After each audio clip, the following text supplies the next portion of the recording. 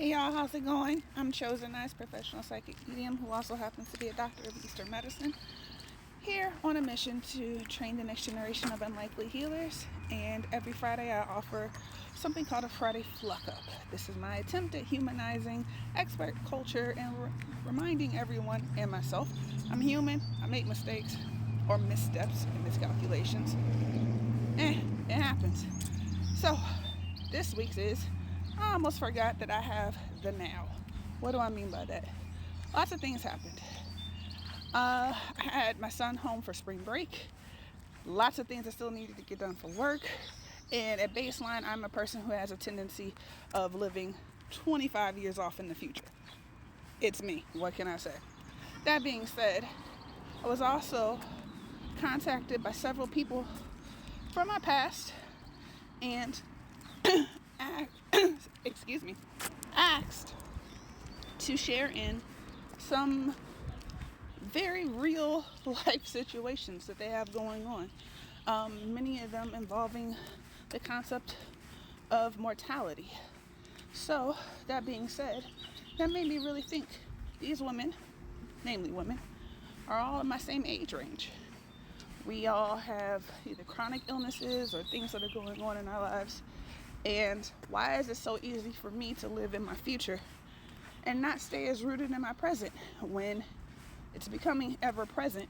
And I'm getting this reminder through these people linking up with me that the present sometimes is a bit more important than what you're trying to build in the future.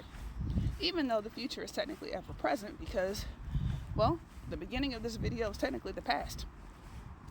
So I had to shift my focus and ask myself, hey, just because your son's home and it's throwing off your cadence because you're used to being able to work in silence, and just because all these other things are happening and you feel like Chicken Little and the world is on fire and the sky is falling, what are some things that you can do to pivot in order to appreciate the now? One of the things I chose to do was involve more play with my son. Sure, he's 13, so play definitely involves more video games or doing things that involve, electronics a little bit more than what I'd like. However, I will say it gave me the opportunity to see my son's worldview, what's shaping his perspective, have a lot of really great laughs together, and to share my world with him as well because, well, I hipped him to some things that I really like and enjoy, and we were able to bond.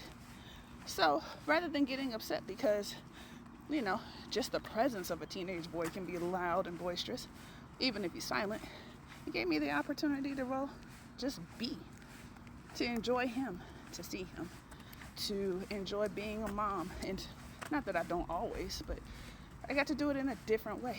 And guess what? Everything still got done on time, some things even earlier.